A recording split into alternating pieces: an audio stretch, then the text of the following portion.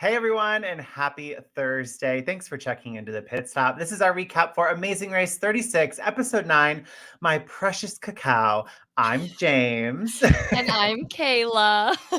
And I'm really excited about this recap in particular because what are the odds, Cayla, that we actually have done one of these tasks, minus the memorizing. I was shook. I was like, wait, that looks familiar.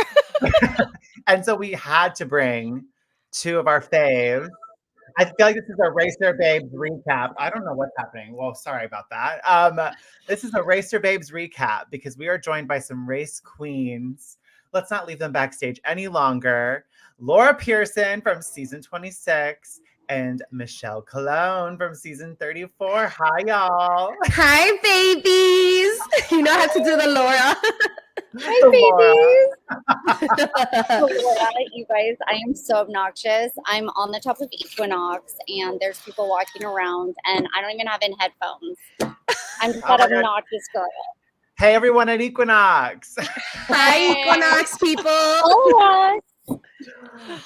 Well, we all went on a cruise last summer, and for me, it was a highlight of the year. We did it with some other amazing racers. We did it with some CBS reality alum from Survivor and Big Brother, and we just happened to stop in Puerto Plata and did this waterfall canyoning excursion. Y'all, how crazy. I know. And I can't wait to talk about it and what happened to us after doing that. And I would be curious to know if it happened to the other racers on the season as well. I'm hoping some racers jump on this chat so we can get some answers. Really? I'm not going to lie. When we did do this excursion, the walk that we did was very long. Very long. Mm-hmm. Well, we all started to like fake say like, oh my gosh, could you imagine if we were on the Amazing Race and all the people that weren't from Amazing Race were kind of like, loser, you wouldn't know. And now the Amazing Race actually went there. I'm like, did the planner of this trip, James, give a little heads up to production and was like, hey, this would be a great detour or a great roadblock for a future Amazing Race season? Well, we know that James is gamer vet. He's literally the spoiler. I know. Spoilers, I am so not that's gamer why. vet. Just admit it already. I'm going to trim this clip. I'll send it to Gamer Vab. I'm flattered. But yeah, like right off the bat when they were starting and like ripping open their clues, I was like, that bridge looks so familiar. Yes. That was the bridge behind them ripping open their clues. Look how cute we all are. Oh, look at that group photo. I need that. I need to frame that.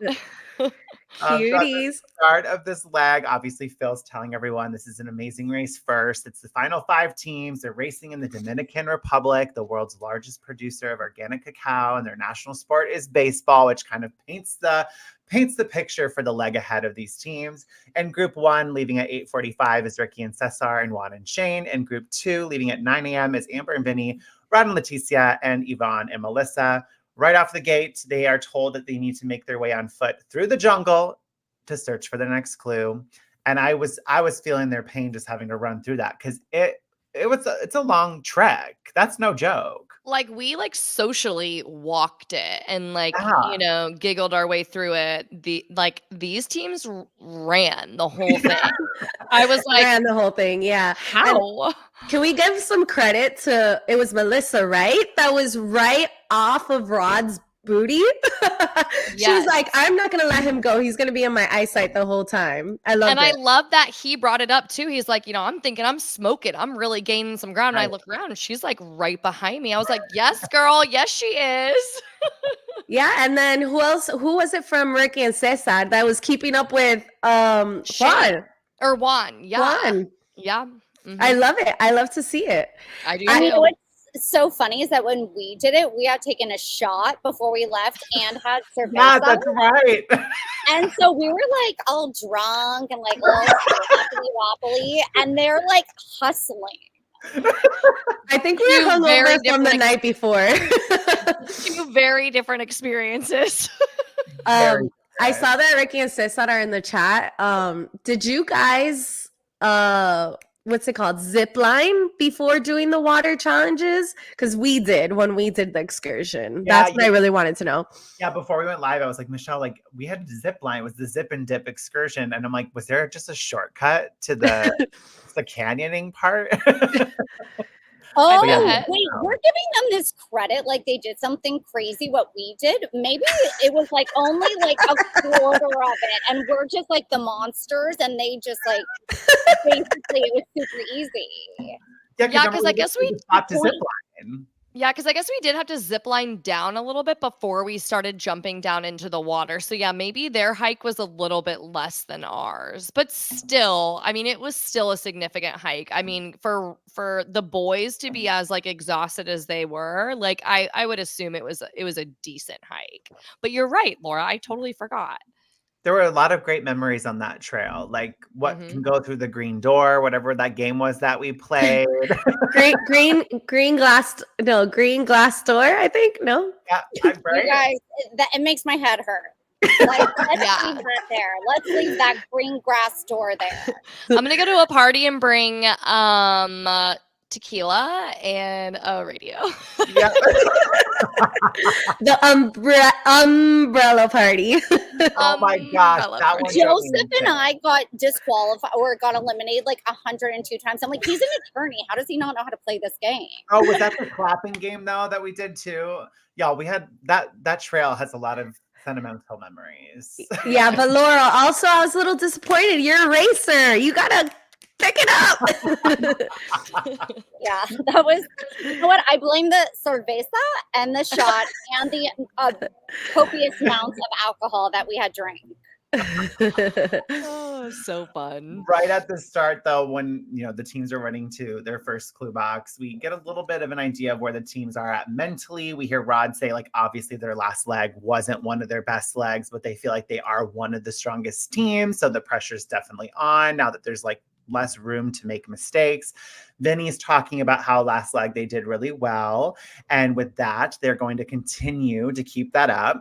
He needs to listen to Amber while she focuses on not giving a tone or an attitude. And we hear Amber talk about how she doesn't need to communicate more assertively, but not aggressively, and listen to him and not be so stubborn or hard-headed. I feel like they're really good at like on their pit stops, like having these hard conversations, and like at the start of the leg, they're better. Okay. I thought that was so weird. I felt like she was like robot, like I will listen and listen and not, and he's like, yeah, you will. Like, I don't know. That scene gave me the ick. Sorry. I'm being real. Not a robot. That was no wine. And Michelle. They were just like always love and sweet. That was like, I will not lose my head. Well, here's the thing. Every relationship is different, and I don't know, maybe the race is something where it brings out either the best in you or the worst in you. So if maybe the relationship is different in person and the race is just bringing out the worst in them. But both of them seem stressed throughout the race. Like there's times where Amber is a little over the top and there's times where he is. That's what I recently saw in this episode. Yeah. Nerdtainment. Yes. Thank you, Laura. She was looking at Vinny to be like, did I say it right? No, but I feel like, there's a lot of downtime in these pit stops. And I do feel like, and we talked about this on our previous recap, I think that they talk at these pit stops and then they start the leg fine and then things kind of go awry because that stress continues to kick in. But I hear what you're saying, Laura. I hear what you're saying. Go ahead, Cayla. No, I was just going to say, but if anything, I thought they did I think like the beginning conversation was a little ick, as Laura said. But like after that, like this was probably the most cohesive they were together. Yes. As far as like leg performance and stuff. So again, it's like, I think they're only getting better. They're only growing, right? So, yeah. I mean, I got to give them kudos because again, I mean, it's a very vulnerable position to put yourself in, to be like on TV and have everyone nitpick your own relationship, right? Like, I mean, we did it. I'm guilty of it, you know, but anywho.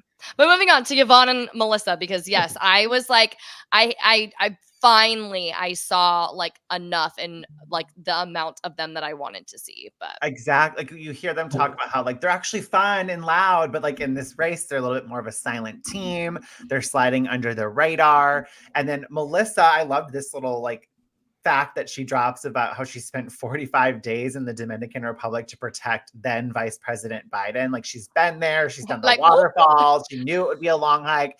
I'm like, okay, can we just talk about how you spent 45 days there to protect a vice president? That's insane. Yeah, like girl, you could have been presenting yourself way more badass this whole time. I mean, not that she wasn't, but I was just like, oh, like I'm finally like getting to know a little bit more about them. Like, yeah. I don't know. I'm like, I feel like I got to like know them and root for them like too late. You know what I mean? Yep. I would 100% agree. Yeah, because they're badasses. I love a double female team. You know, I always think it's like women empowerment, and seeing them now like come in, I would agree. I wish that I did see those personalities earlier. Yeah. Agreed. And I might be a little critical of this episode. There are some things that I might be hypercritical on, but we're here for it. Cesar did say one thing that made me roll my eyes just a little bit. Ooh. Maybe I misunderstood, but I know they're in the chat, so help me if I. But he said something along the lines of like, I think there hasn't been a point during this whole race where we've felt safe. And I had to roll my eyes just slightly at that, because I feel like when you are in the front of the pack, there is a little bit of a cushion of security where you're like, I'm in the lead.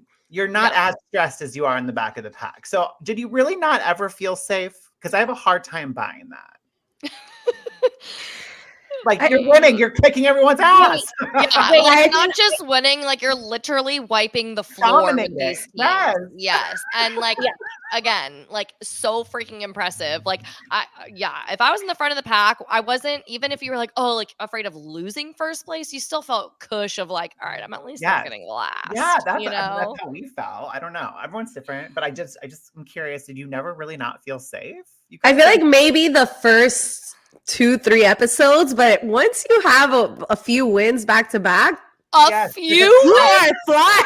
flying. A few wins? Insecurity, yes. I feel like are they gamer vets? Like, do they know? Like, they know everything. It's kind of bananas. I'm like, who are these side pain? Well, let's talk about this roadblock, because we've done it. And I didn't even pull clips from the episode, because I'm just going to show clips of us doing it while I talk about it. Oh my God. Bye bye, ladies. Tomorrow. Bye, ladies.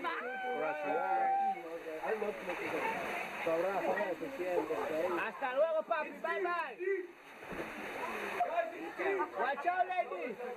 Bye. See you tomorrow. Bye bye. Bye bye.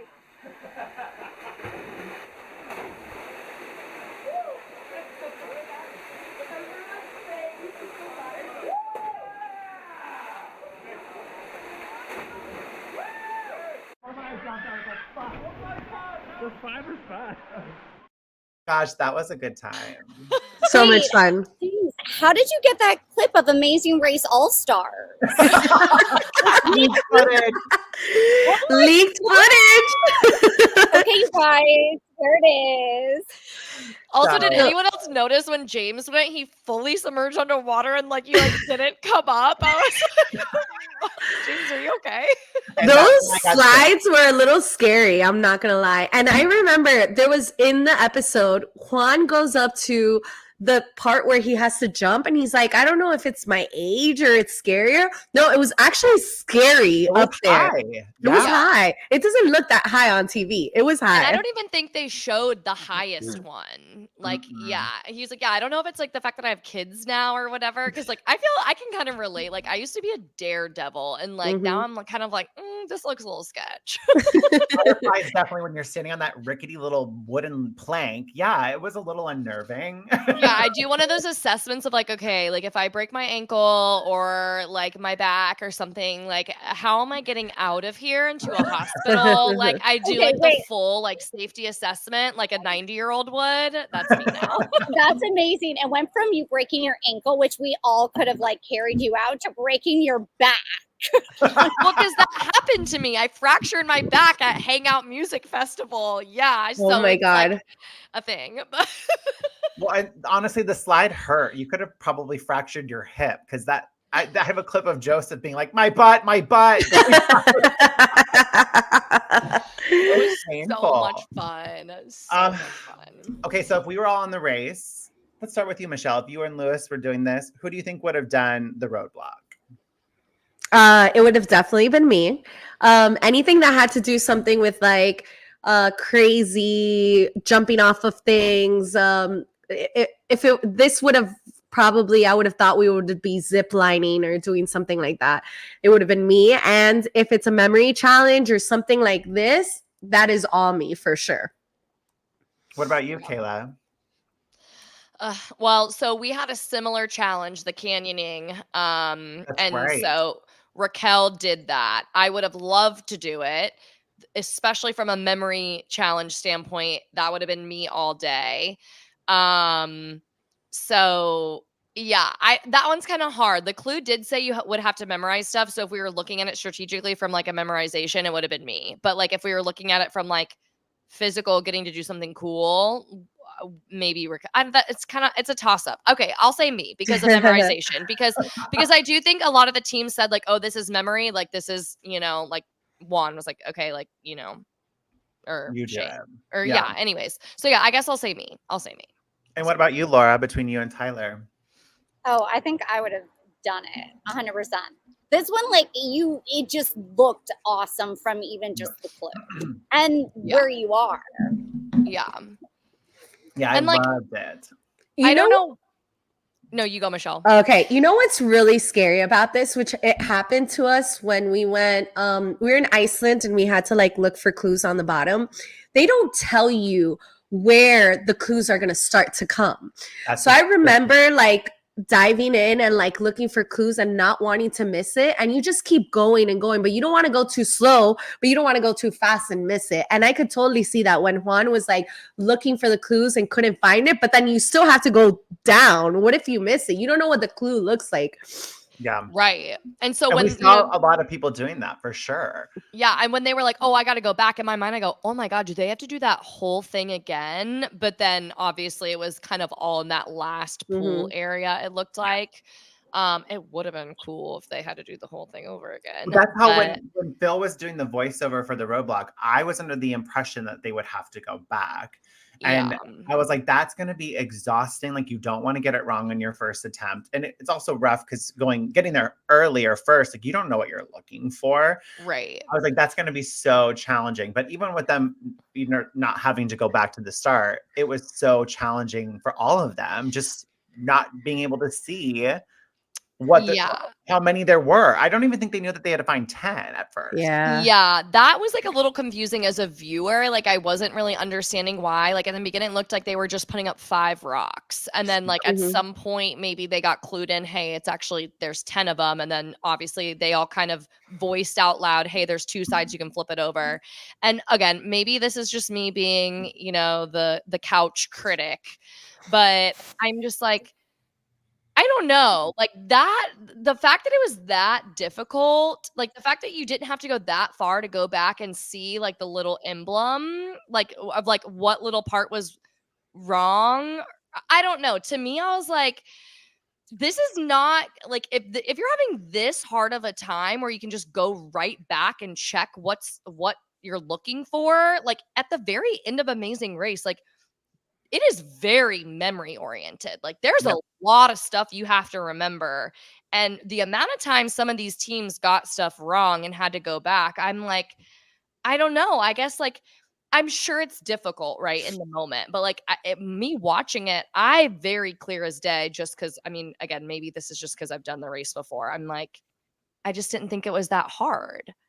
Am I being mean? Am I being like too critical? Probably. No, I was gonna say I'm gonna be hypercritical about just like the structure of this task in terms of like some teams didn't even have to go back. Some people just started to do permutations of what they could be. And I was like, well, if I'm just gonna have to go through the canyon, I'm just gonna sit here and keep flipping rocks. Like it just But also, I'm not doing permutations because guess what? At the end, what if you have to be like, okay, pick one of the rocks from this challenge, and like, you have to pick one of the right things. Like, permutations ain't gonna get you $1 million at the end if you have to pick out a rock from a bunch of rocks for like the final task. That's so true. You go, Laura. I was gonna say, I keep muting because it's loud, but the thing is also like the way that it's edited, you never really know, because I remember there'd be certain things that like Tyler and I would not get, and we would just look at where the cameras would go. Yep. Because it would almost be like your clue of them being like, okay, how stupid, it's right there. And so plus, I mean, we know what happened to us during that horrible day of getting ill, which I didn't, thank God. So, who knows? I love the detail where you had to turn around the rock. Yes, I love that because it tricked people. But I hated that Melissa and I forgot who else started saying it out loud. Keep it to yourself. Look, I know fans are very critical of teams working together, and we've already hashed this out on a couple of recaps ago, where I'm like, I get it now. Yeah. But like, if you are going to help each other, it drove me nuts. And nothing against Ricky and Cesar. I love these two. I think that they deserve all their flowers for how much they're kicking ass this season. But why are you going to help Ricky and Cesar? Why are you going to help them figure out the roadblock? My ass is going to team up with the other 3 teams and say, they've been kicking our ass. We all 3 need to band together and try and beat them. Yes. So on the flip side, because I literally texted you, James, as I was watching it. I was like, why did Melissa ask Ricky? Why? I don't understand, of all people. And so then I'm thinking of the flip side. Obviously, we see that she struggled. So part of me was like, okay, did she ask, hey, do you want to work together because she needed help? But then I think that's what it was. That's when I'm like, you can almost, I don't know. I appreciate Rick. I appreciate that he said his piece and he kept going. I appreciate that. I thought it was the other way around. I thought Cesar approached Melissa because we hear Cesar say hey, Melissa's good at memory. I think she's going to be really great at this. So I wanted to work with Melissa. So I think he approached her first. I don't think Melissa approached Cesar first. That's how I interpreted it. And that's why I was like, why would you say yes, Melissa? This team has gotten first and second practically the entire season. So why? I think that's what it is. I think she wanted to get out of there early, and Ricky and Cesar are always the ones getting out early. So it's to her advantage. That's also fair. I don't know. Just to me, I loved the aspect of if you flip it over, it shows the 2 things, but they're right there. It shows you, if you're paying attention, which you should be on The Amazing Race, to detail that, one side was missing a tail, one side had a tail. Okay, so go look. Which one do you need? The tail or the no tail? To me, it's something that given those rocks, it should be easy for you to figure out on your own. And it's at this point in the race, race your own race, unless, like you said, which I am all for Ricky and Cesar. They have earned everything that they've gotten. But it's band together, all get out of there before them. Don't team up with them. What? Has no U-turns or anything. Because guess what? It ended up helping them, and she got out of, and she still had problems. It's Just from like I was rooting for the female team, and it's like I'm always rooting for the underdog, just for, like you said, like the displacement of teams, like just to shake things up. Not that I don't want Ricky and Cesar. I just every now and then I want to see a little hiccup, you know? But yeah, I was just right off the gate, that kind of set the tone for me for this episode, and I was like, ugh, I'm annoyed. I always said it on my season. I was like, there's no way I'm helping the military brothers ever, because I knew their navigation and how fast they were on foot was going to be the hardest part for me to catch up in my team. So I was like, I will never help them. And that's what ends up happening. A team that's strong struggles somewhere, and if nobody helps them, they end up getting out. Mm-hmm. See, I would ask other teams. I had no problem being like, hey, do you know the answer to this? But then if they asked me, like, no comprende. That's what I love about you, Laura. Help me, but I won't help you.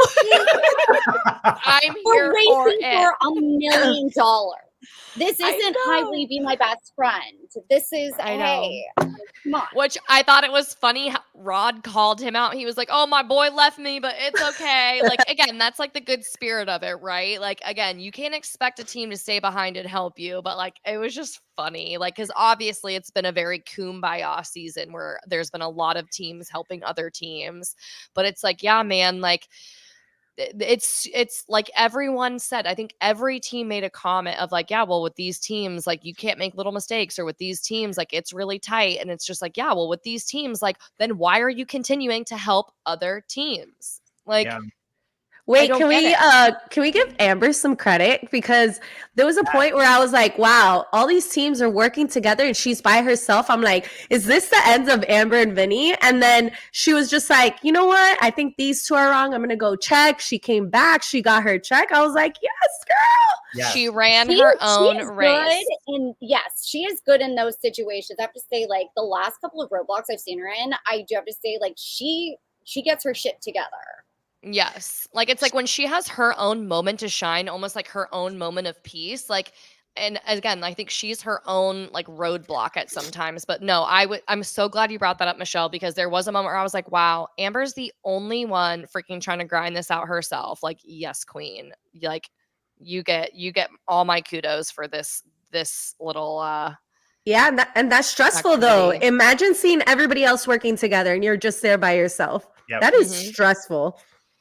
I think I would work better alone though. Like on something like that, like I'd rather like don't distract me. I don't want to know what you're messing up. Like I got this, but well, I did like how Cesar was memorizing them, because it reminded me of what you and I did on the Challenge USA, Cayla, when we looked at the symbols and we put together stories for what the symbols looked like. Angry calamari. I was like, oh my God, I love this. I love this so much. That's the way to do it. Paint a story with these symbols and don't be so nitpicky about what they look like. Just be like, oh yeah, this one's smiling at me. Like just memorize like a story with the symbols. Remember mine? It was like, okay, that looks like a pregnancy test. Okay, now it's positive. Yes. Oh, but I got to hit the gym. It looks like weights. Like, oh my God. I love coming up with a totally bogus story, but guess what? That's what helps me remember it. Same.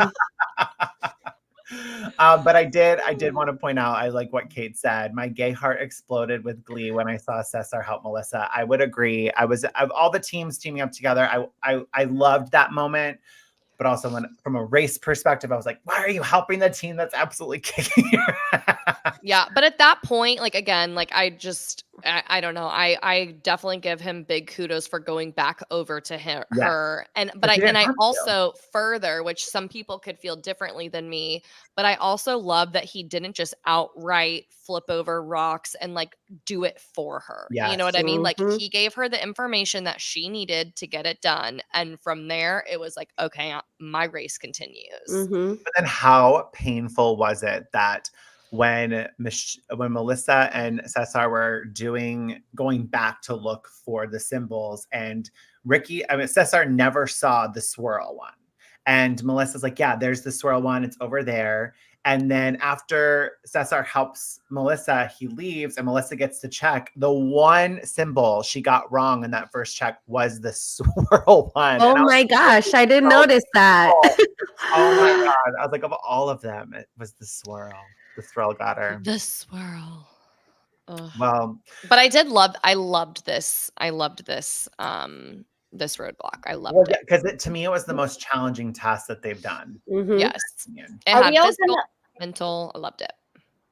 What, Are we Laura? all going to talk about like what happened to so many of us during that our own? Hey. Oh yeah. Raise You your have the hand if floor, you got baby. sick. Stop it. I said, raise your hand if you got sick. No, I'm just kidding. Yeah, that water. If you watch when they did it, the water was like so blue and pretty. But look at the water we're in. It was like disgusting with like suntan lotion and like so many tourists going there before us. Yeah. Okay. They definitely added a filter. Am I the only one that didn't get sick? I didn't think get that's sick sick. either. Okay. I think it was it's all the because- boys. No, it's because was- we closed our mouths because You guys we're don't not know how to supposed- close your mouth. Mhm. Yeah, I closed my Will- mouth. There was Well, no we're sick. swallowing from these girls. No. And number two, I didn't eat any of that nasty ass food that they were trying to feed us that all the men were like grubbing on like Neanderthal. I think it was that food. Oh, afterwards, I Yeah. definitely ate. No, it was I the water. I ate the fries and the rice. No, It Yeah. was the water. Me too, Cayla. But I do think it was the water. Because Will was sick for like 6 months and he like literally got tested and like had like bacteria or like parasite and like had to take antibiotics. Oh my God. Okay, so for anyone watching, if you go, we highly recommend it. Just plug your nose and close your mouth. Don't open your mouth. Don't open your mouth. swallow nasty things. Okay? That is the lesson of that. Louis said it was the poopy water. You know what's hysterical? There's all these people around me, and I'm just like over here, like, don't swallow gross things. And Nicole, like, what is Nicole doing? Hey, Equinox. So after this roadblock, teams had to catch a ride with a local farmer who will take them to Don Manuel's Finca de Cacao to find their next clue, which was another route info. You would assume it would have been a detour, but it was another route info. Using a long-handled scythe, they must cut down ripe pods from the trees and then remove the seeds before spreading them on a tarp. Once they completely cover it, they'll get their next clue. I felt like this is a very straightforward route info, but my one gripe, again, this is me being overly critical because I do think some of these tasks feel a little not judged properly. Phil said using a long-handled scythe. How many teams climbed the trees and literally just grabbed these cacao beans with their hands? It was driving me bonkers. I'm like, what's the point of the scythe? Why even mention it? None of these teams are using it. I don't know. I'm being Yeah. overly critical. No, that's a good point. I actually didn't catch that. I actually didn't. Like, I mean, I did notice that, like, oh, that was smart. He's just climbing and using it. But if like, I'm definitely I take things very literally. If it says to use it, Yes. I would use it. Yes. My Yeah, brain none was of them like, should have been able penalized. to pass go without using it. I remember I used to tell Louis for any single thing. It'd be like, put the keys on the windshield. And I'm like, do not put it on the top of the hood. Put it on the windshield. Like small things. Leave your backpack. Make sure to leave your backpack. I would have not climbed at all. I would have used a tool, even though I love climbing trees, but Yeah, my brain literally would have been like, if I don't use this tool, I'm going to get penalized. Mhm. Yes. But Yep. again, My brain would have gone the same way. We all know that there's that additional info in these clues. Who knows what it said That's for the true. racers and what they could and couldn't do. And maybe they were like, if it doesn't say I can't, I'm going to do it. You know what was adorable though? I really like that picture they ended up putting of Vinny, of him being a little kid Yeah, that and was him cute. climbing the tree. I loved that. And I mean, Well- honestly, like, again, it was smart and it was resourceful. And again, like, and Rod jumping up, and it's like, that's like, I can't jump like that. I wouldn't have been able to do that. I also I just don't think I'm coordinated enough to climb trees. So like I would have been stuck there using the stick, which probably would have taken me more time, which would have been frustrating. But good I good wonder if observation, James. I wonder if Mhm. production was just like, oh my God, all these dumbasses, excuse me, you all are dumbasses, you're smart people, but none of them did it correct. So what are we supposed to do? like I feel like I saw Ricky and Cesar using it. I think so Ricky and Cesar used They it. did, yes. They're our golden babies. They are like our Yeah. amazing show ponies, but all the Yeah. zebras were just like going rough. Hey, well, you know what? They were doing anything they could to try and overcome Ricky and Cesar getting out of there before them. Seriously, do- actually, good point. KL in the chat makes a good point. Agree with James. That was driving me crazy too. If it said must, then they should have been disqualified or whatever. I think the owners must have been horrified to see people climb the trees. I did think about that because I do feel like we are taught in like race orientation, just to like respect the places we are. And I just felt like going rampant and climbing trees and like yanking, like Yeah. that's why it kind of made me feel weird. Especially for that, like their visitors at this, it's a farm, like this is a full functioning cacao farm. So just, I don't know, it kind of rubbed me the wrong way a little bit. Yeah, I think one of the trees got broken, right? Yeah. Yeah. I think Vinny said he was like, I'm so sorry, I didn't mean to do that. Yeah. It's like if you were using your stick, then you wouldn't have. But yeah. I also, just to bring up like a lighter moment, I thought it was so funny. Again, Juan and Shane have had like very funny like one-liners. How was it Shane? He went and just bit it, and then he's like, "Oh, try it, dude." He goes, "No, you put your mouth all over that." I was boys are so weird about that stuff. They are so. I watched. I was like, "What's so weird? You're feeding your son chocolate. Who cares if you throw it in your hand?" Oh my god, I thought it was so funny. But again, very straightforward task of just getting those cacaos. They looked slimy, looked kind of gross, and just spreading them out over a tarp. Yeah. Simple. But I mean, I liked like the quantity that they had to do. They got a little messy. I guess climbing and jumping for some people that didn't use the stick could have like, again, physically exerted them. I don't know. I thought it was more entertaining than just picking the coffee beans. This is true. Yeah. But And that was funny when Juan and Shane and Yvonne and Melissa found a tree and they were both attacking it. Yes. It was like they were both attacking it, but then they also were like, "Oh, I'm sorry. Oh, I'm sorry." It was a very fruitful tree that they were after. I would have been like, "This is my tree. Go away." Right. It also must have been nice for teams to like not have to self-drive during this, because they literally had a driver take them to where they needed to go, which I thought was pretty interesting. But I love that they again used the local, of course, it being a top produce of cacao. Like I like that they utilized these tasks that kind of represent the location that they're in. Yeah. I think when they realize that no one knows how to drive, they're like, okay, we have to have people drive. Because that happened with us. Like literally none of us knew how to drive. So they're like, okay, we're now going to have drivers for you because, I mean, seriously, it's so dangerous. Well, I heard that your season was the reason why they lost their like car sponsorship. Oh my God.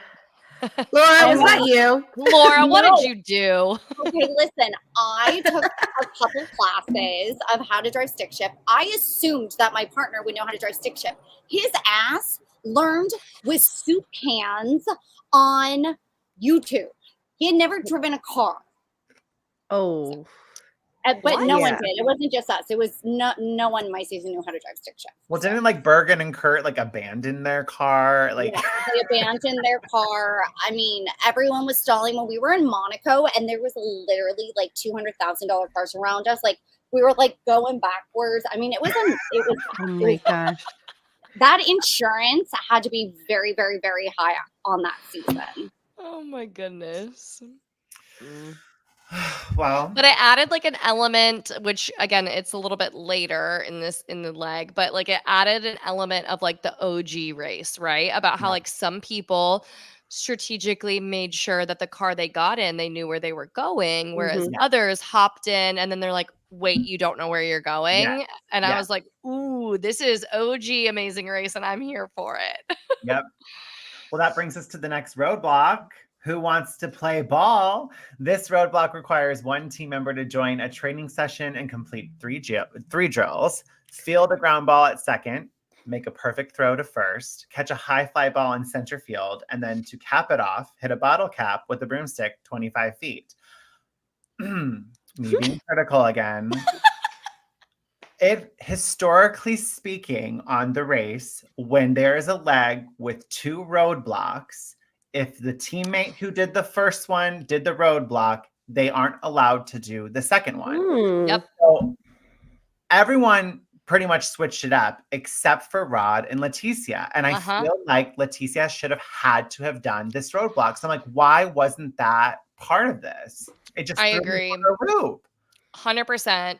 But then, like, also, I wouldn't say that he was, like, the best at it.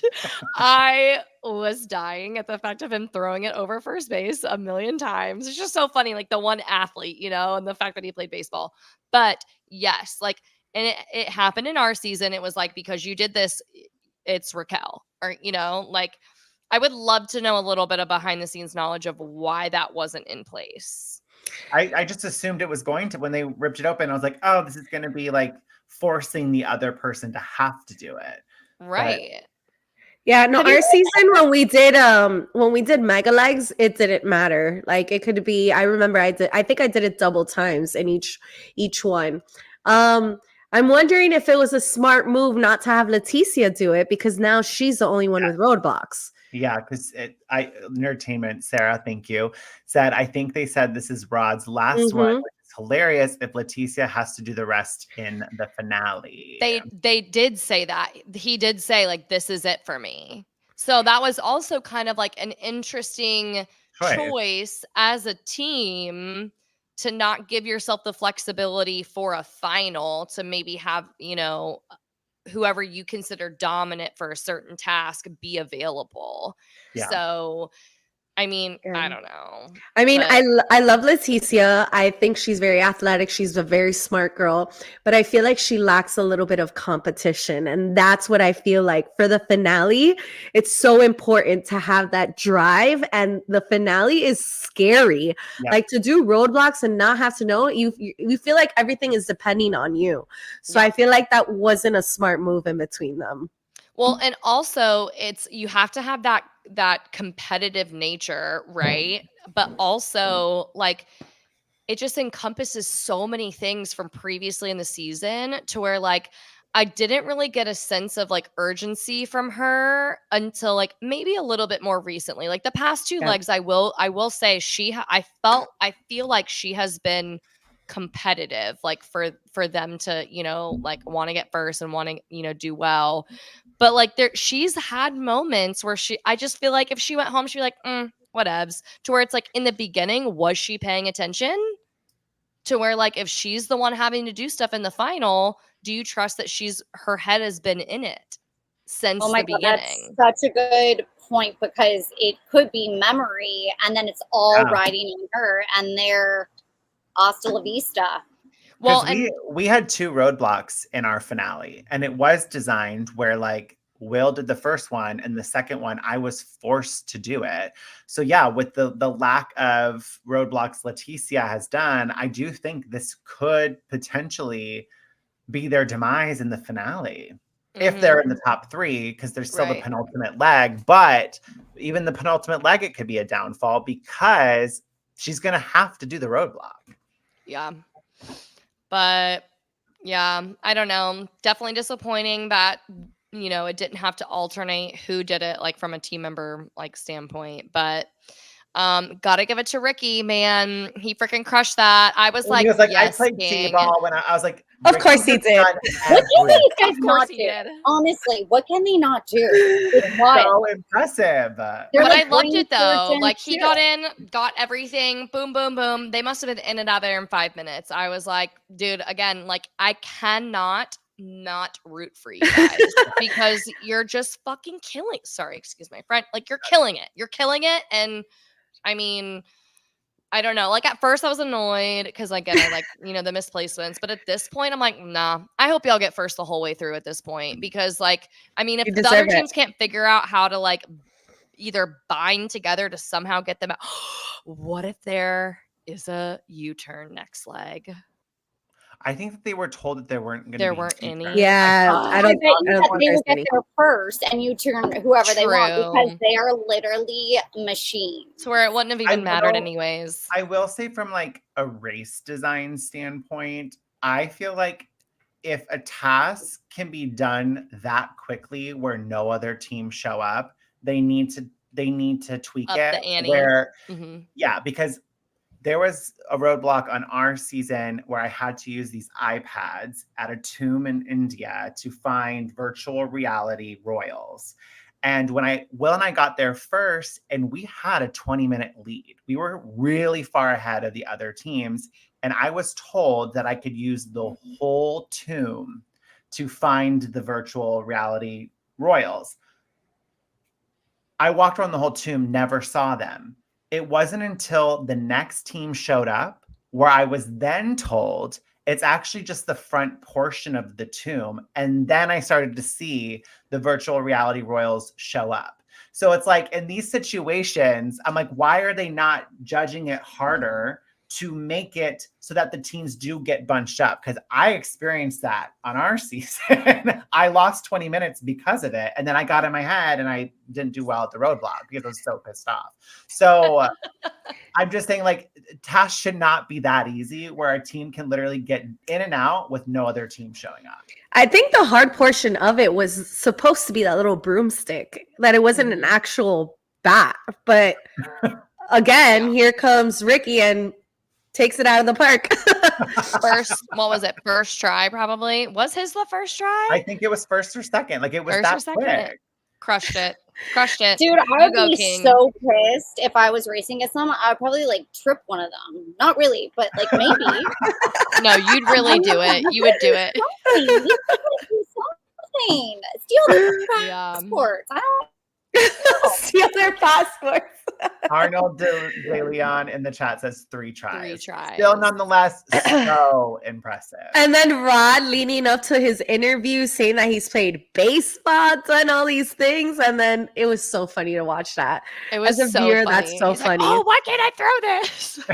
I'm like, just literally slow down and underhand it to the guy. You know, like he's literally launching it. Like, so funny. Oh, and their relationship is so funny the way they say their remarks because they kind of make fun of each other, but it doesn't sound like in a mean way. Like Leticia's there watching him mess up and she's like, yeah, at home he says he's the best at everything, but this is another example of him not doing good. Yeah, I love their dynamic. I love them as a team, and I think that they've had fun throughout this entire race. Like, as like, I guess from like a team dynamic standpoint, like taking, you know, I think every team deserves it. Again, I feel very strongly like Ricky and Cesar have just had an excellent outcome, and so I'd like to see them take it. But like, I just feel like Rod and Letitia, out of the teams that are left, have had the most fun. Like, I genuinely think that they have had the most fun, and I appreciate the fact that Rod, given his success in the NFL, given their success as like a lifestyle and whatever, like he wants first place. He wants this win so bad to where I'm equally rooting for them, you know, even over my fellow UCF. You know, I don't know. Rod and Letitia are so much fun to watch. Like, they are so much fun to watch, I think. It's funny because I feel like the people like him on the seasons are either they bring out and they're so competitive, or they're like, nah, I have money at home. Like, I'm losing money being here. Like, you get those different personalities. So I love that. Like, he is bringing it. And those muscles are.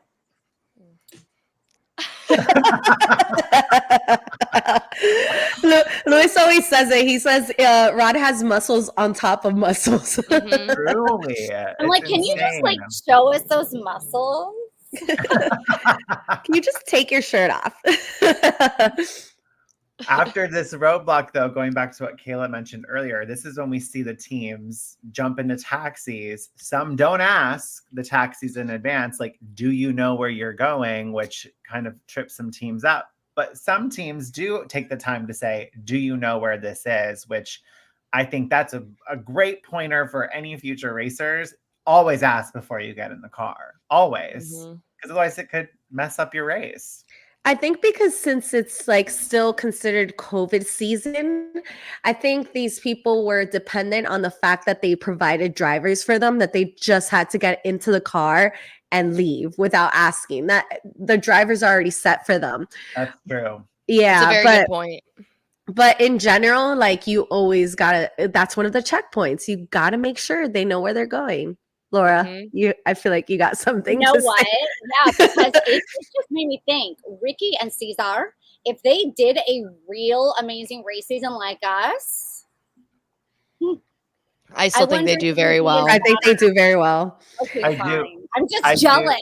They're so good. Listen, poke a hole. They're hitting every single detail and everything they say. I'm like, wow, they're hitting every point. There was a point in this episode where they told the other drivers, oh, make sure to drive slow, slow.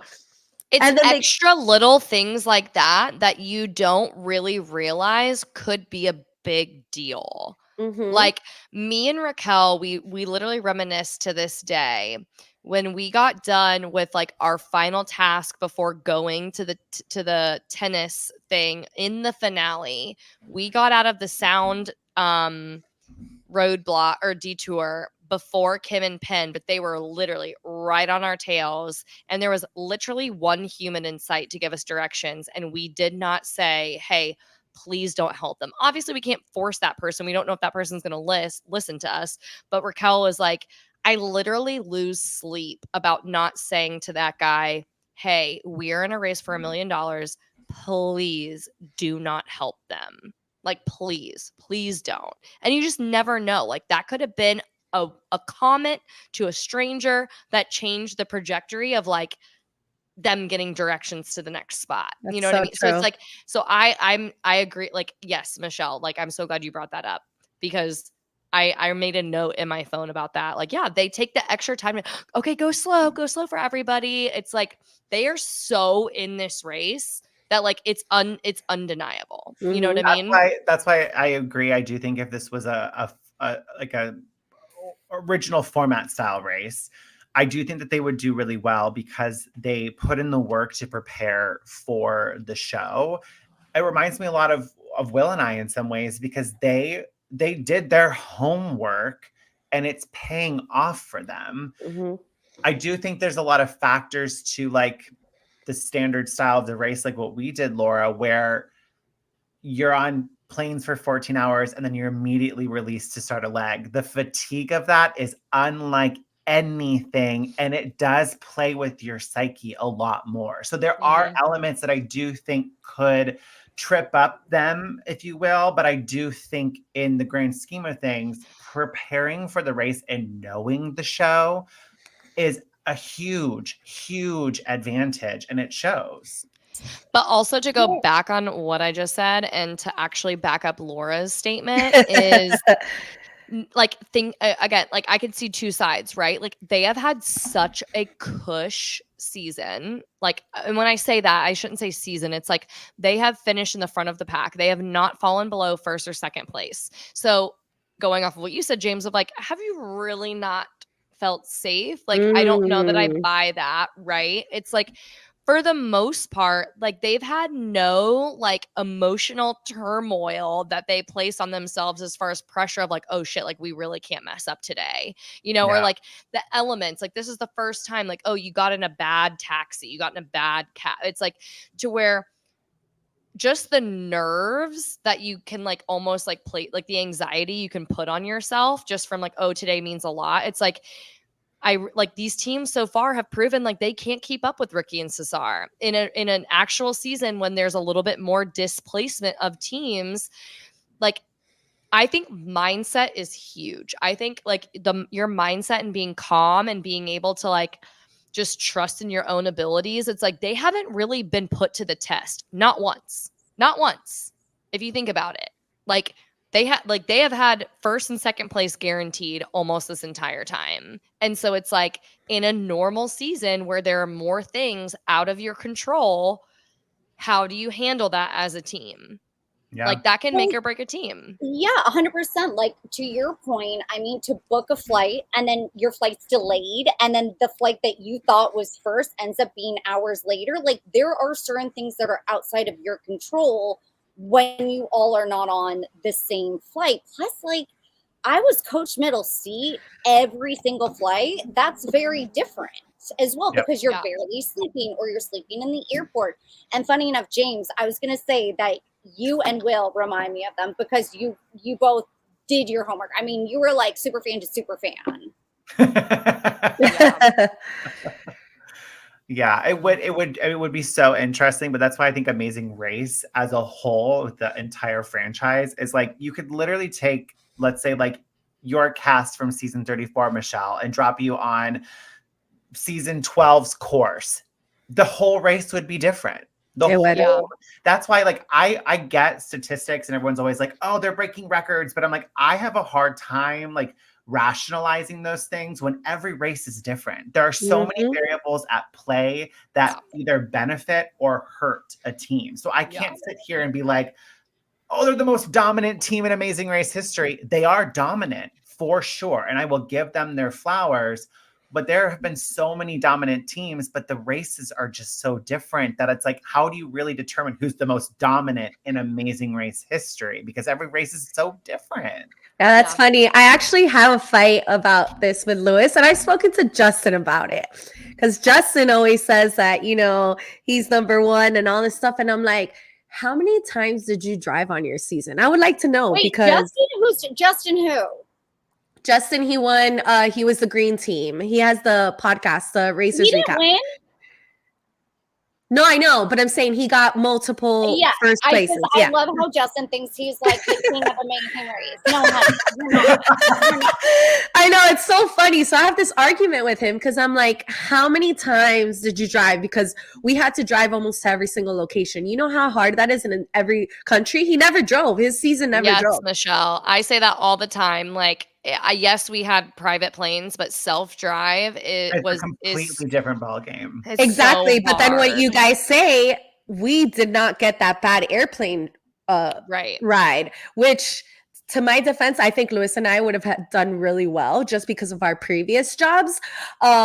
But a lot of people would have crumbled. People who would have been the top probably would have been in the bottom. And that's why I kind of love to see the all-star seasons, because you start to bring people together that are really good and know the race and they've already done it once. And then you really see who does well. Where they fall. Yeah. Mm-hmm. Mm-hmm. Yeah. Yeah. Very, very insightful conversation. But yeah, I have been very impressed with Ricky and Cesar. No surprise, they get first place yet again on this leg of the race, followed by Rod and Leticia, Juan and Shane, and then Amber and Vinny.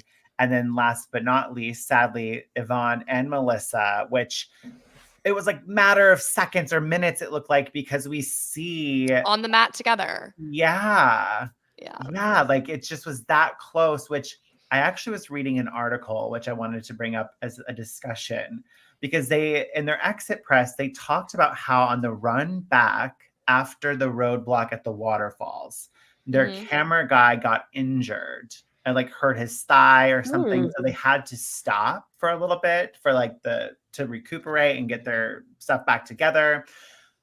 I'm surprised that did happen. Why there wasn't a time credit applied for that type of loss? Because in their interview, and I'm just basing it off this interview, we have no idea what really happened, to be fair. They did say like, we lost a couple of minutes because of this injury. And then when we get to the pit stop and know we were just minutes behind Amber and Vinny, it was kind of like a tough pill. That could have made the difference. Yeah. Because they do that. Sorry. Like we had a flat tire, and where were we? Lugano. And they had said if for some reason, like placement wise on the mat, we would be credited that time. And now, mind you, they had this shit fixed within 10 minutes. Like, I mean, they were on top of it, but still, like in Yvonne and Melissa's case, 10 minutes, like then they would have been ahead of Juan and Shane. So I wonder if they were credited and we just don't know. But if they weren't, then that's where you gotta speak out as a racer and fight almost like production, whatever it is, because that would suck because that's completely outside of your control. What interview was that on, James? It was the parade interview with Mike Bloom. Oh, so like one of the legit like exit press interviews. Yeah, Laura, what you say, that's what I'm thinking. Maybe they did stop the other racers and we just didn't see it, and they didn't see it either because it just, happened. I'm going to say that because I have to credit that. I mean, that production, that crew, Elise, Bertram, like those are some of the best producers, and they are so ethical that I would think that like they're I don't think. Plus, also, if a team comes in and that happens and they don't say anything, that's on them as well. Yeah. And I think that's what the article said. I think that they said that they wish they would have said something in the time because they didn't realize just like how close it really was. But I just thought that was an interesting point of them talking about it in exit press. I was like, oh, interesting. But again, we don't really know the full story. Oh, you should, as a racer, you should definitely say something whenever anything happens, because there's times where so many things are happening. Maybe they don't even catch it that something happened, Right. So you got to make it known. Yeah.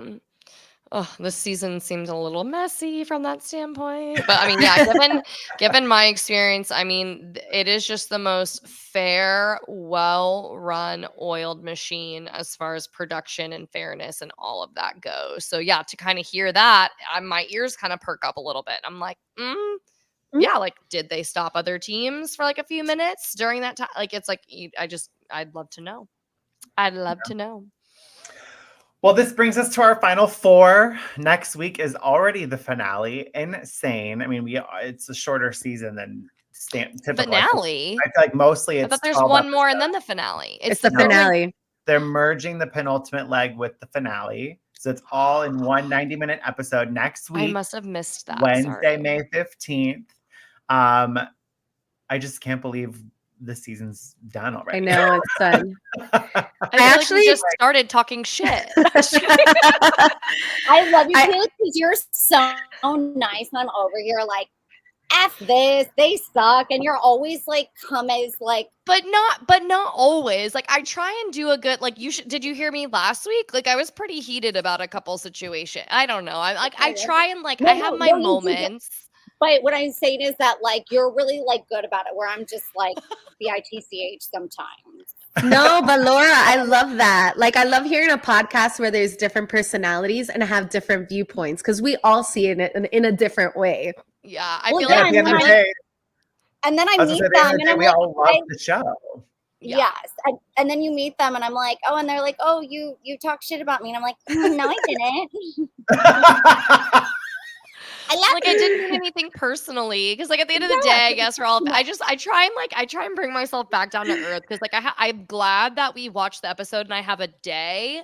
Now, if we were to like podcast like the hour after I watch it, I would be very curious about my commentary and the comments that I make. I mostly get all my shit talking out to James personally, and then I tell him like, okay, give me the okay, what I can say and what I can't. Like, please, like, you be my buffer, because I don't want to come across as a total bitch on this thing. There's been times I text Cayla and I'm like, did I say this the wrong way on the podcast? And then even on Lewis and Michelle's, I was like, I said this, but did it come off the wrong way because I didn't mean it to? Like, the intention is never bad. It's just sometimes mistaken, Oh my God, I have nightmares sometimes of what I say, and I barely say anything. I always try and be like, I love this person, but they did this.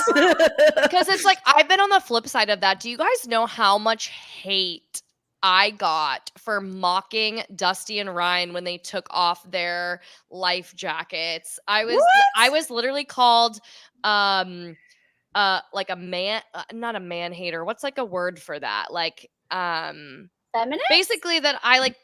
Yeah, but like, no, it wasn't a kind way of like, I'm a feminist. It was kind of like, I hate men, basically. And I was like, actually polar opposite. I'm obsessed with Dusty. I'm obsessed with Ryan. They're my best friends. I was literally just trying to make them giggle and laugh because they were taking things so seriously. And then, basically I got chewed up online saying that I was just a total bitch and that, I couldn't, like, I was so like threatened by them showing off their muscles and I wasn't confident enough in my physical ability as a woman and like all kinds of shit. Like, which is why like I almost hate, kind of getting into the stuff about Amber and Vinny because it's like, yeah, you're putting yourself in a very vulnerable position where you're literally being nitpicked about everything. But at the same time, it's like, you're on TV. So also watch what you say, watch what you do, to where it's like, I'm sorry, I'm going to talk a little bit of shit, but then I'll like reel it back in, Yeah, because we can understand what it's like from a racer's point of view.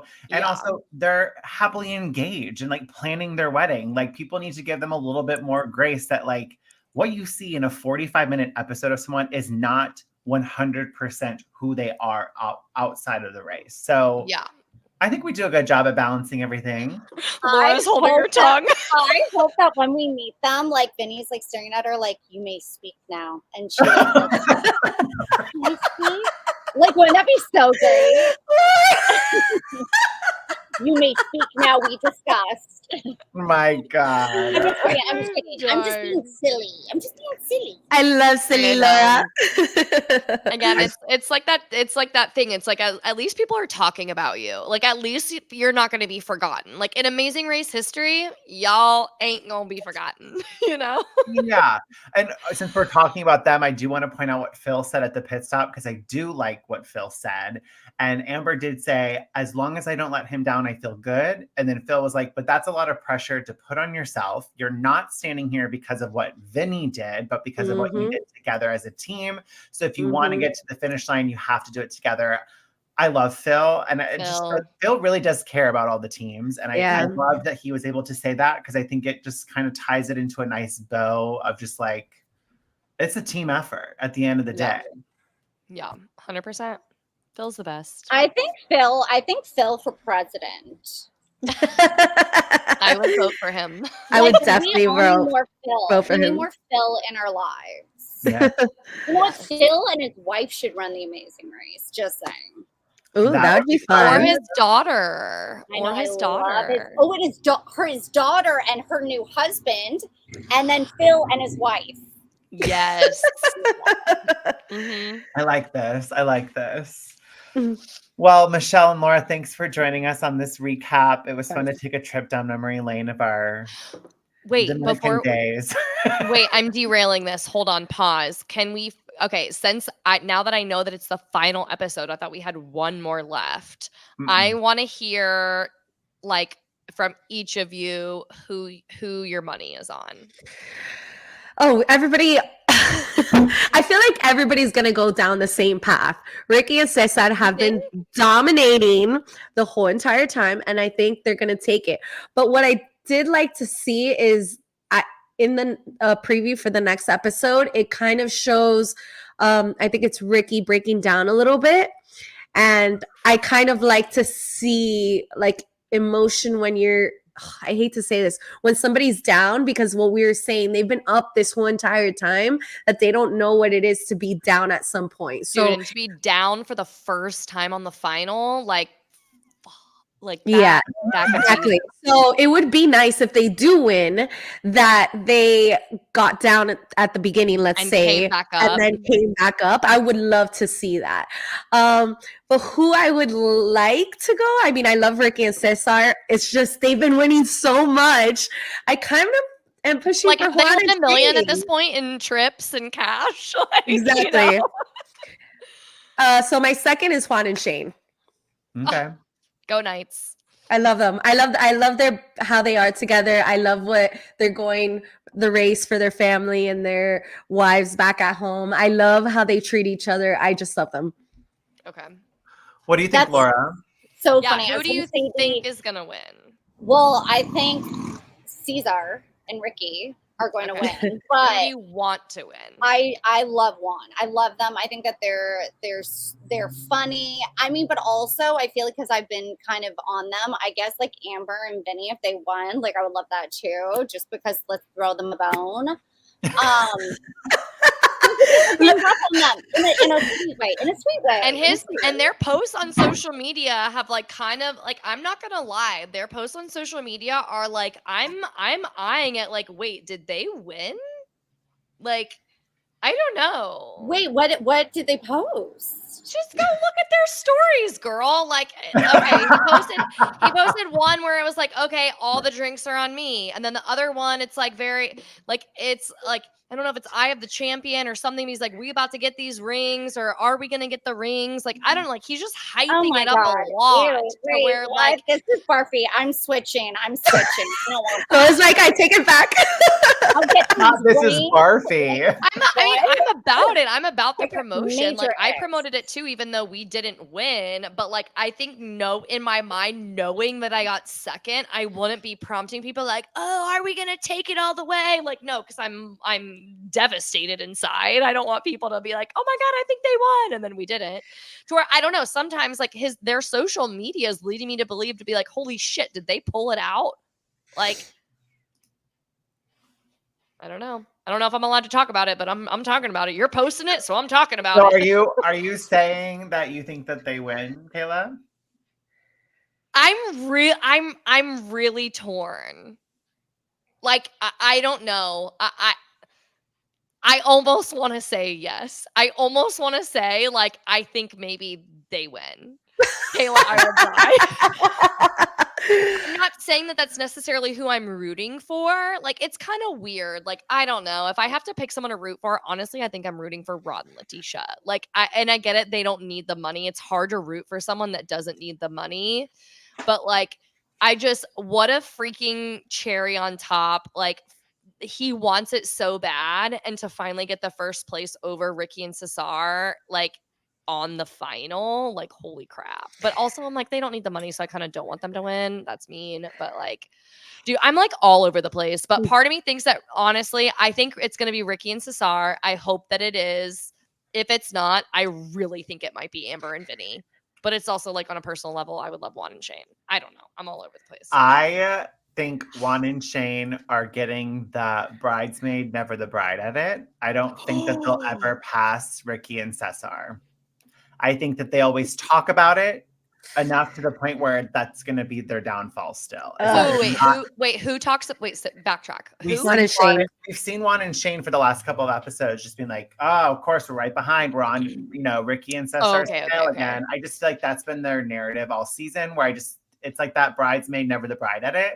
I don't think that they'll pass them in the finale. But then on the flip side, maybe that is their narrative, where they're like, oh, we've never been able to pass them, and then out of nowhere they do. So, but I'm leaning towards the latter. I mean, there was that season where was it the reporters that were second the whole entire time, and they just took it at the very end? Yeah, Kelsey and Joey. That's right.